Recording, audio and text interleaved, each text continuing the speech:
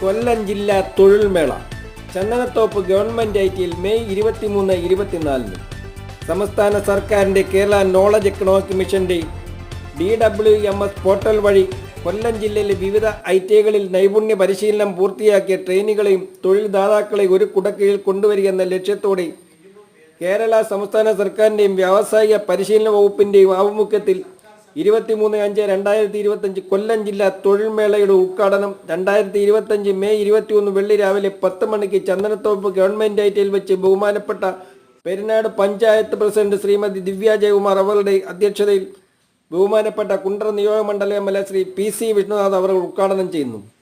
മേളയിൽ നിലവിൽ 60ഓളം കമ്പനികളിലായി ഏകദേശം 1000 ഒഴിവുകൾ സൃഷ്ടിക്കപ്പെട്ടിട്ടുണ്ട്. ഈ മേള സർക്കാർ സംവിധാനമായ Kerala knowledge economic mission DWMS portal വഴിയാണ് നടത്തപ്പെടുന്നത്.